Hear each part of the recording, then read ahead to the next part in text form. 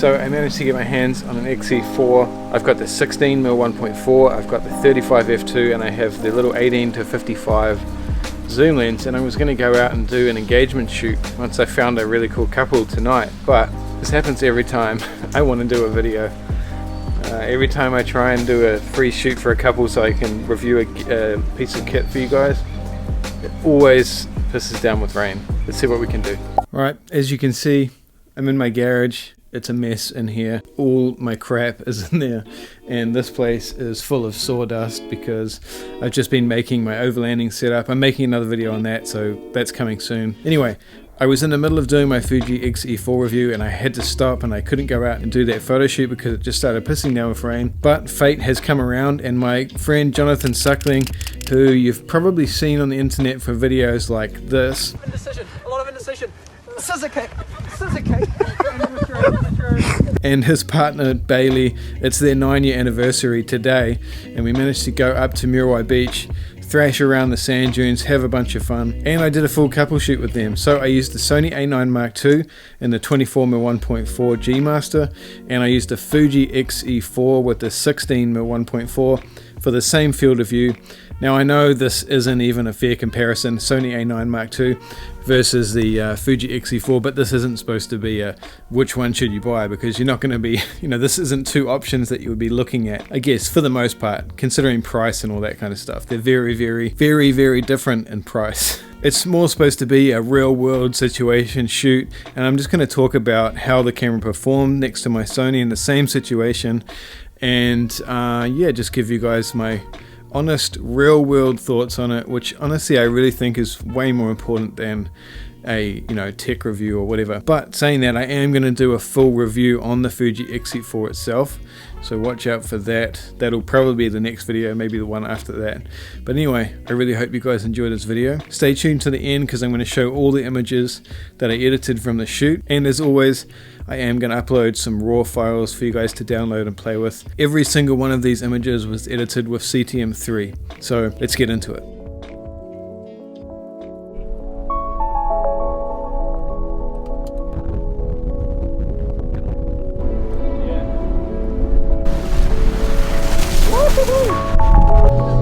There we go. What almost happened, Chris? What are you telling me? What were we about to do? It's just a little bit steep. Would we have been alright? I mean...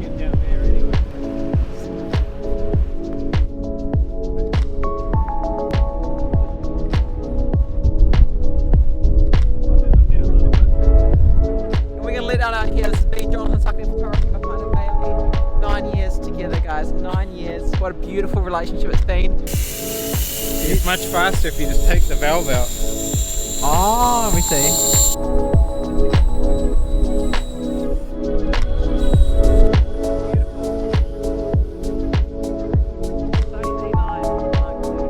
Is that a thumbs up? Thumbs up. Oh, mate.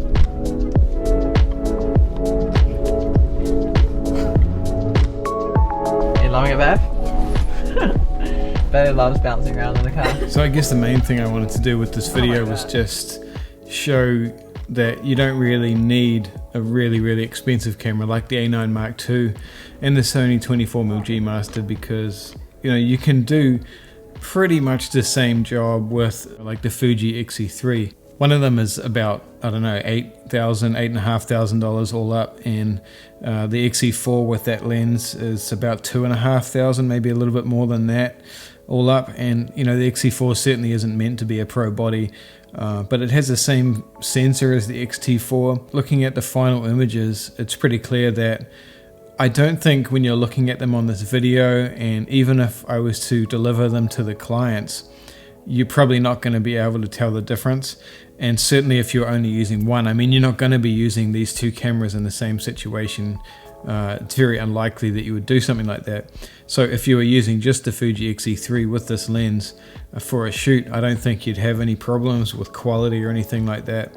I think it makes really nice images, and the sensor is really good. I can notice that the Sony files definitely look sharper when editing them and on the exports, but it's not a huge difference. And I think that camera combined and being full frame and the G Master lens, you know, it's crazy sharp, wide open. And the 16mm 1.4 Fuji is definitely one of my favorite Fuji lenses. So, you know, I don't know why that is. Maybe it's just a quirk with Lightroom, but in the final JPEGs I can see a difference in sharpening, and they were all edited in the exact same way. But yeah, overall, for the money you're paying with a Fuji XE4, you know, it's a fantastic camera. Honestly, I really like it. And I think it's a great everyday camera if you want a cheap option for, you know, maybe you're a professional and you want a cheap option as a daily driver. That kit's going to be totally fine. I am also testing out the 18-55, which is actually a really good lens that Fuji makes. So yeah, look out for that as well. And yeah, the only real issues I had with this camera was the focus system. It really kind of annoyed me quite a bit, and I've had it for almost a week now. By the way, thanks to the guys from Auckland Camera Center for lending it to me. Yeah, the focus system is definitely not even close to what the Sony A9 Mark II is. But again, you know, they're not really meant to be matching. It's not really what this video is about. And the X-T4 focus is definitely not really close to the A9, but still really good. And as you can see in these images, you can totally do it. It doesn't really matter. There's a lot more missed images with the Fuji XE4 files. So overall, I think it's a really good camera, like I said, but watch out for the full review coming out in a couple of days. Like I said, this video isn't really about, you know, can the XE4 compete with the A9 Mark II, because it's just stupid. And, you know, this video is really just to show you guys you don't need to go out and get a really expensive camera to start making good content. And the Fuji XE4 is a really fantastic unit for the money you're paying. So thanks for watching, guys, and I'll see you in the next video in a couple of days. That's it, snuggle in. Nice.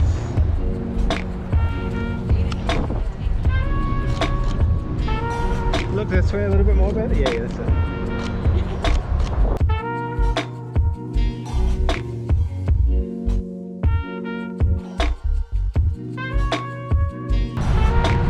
And look at me. Get one looking at me. Yeah.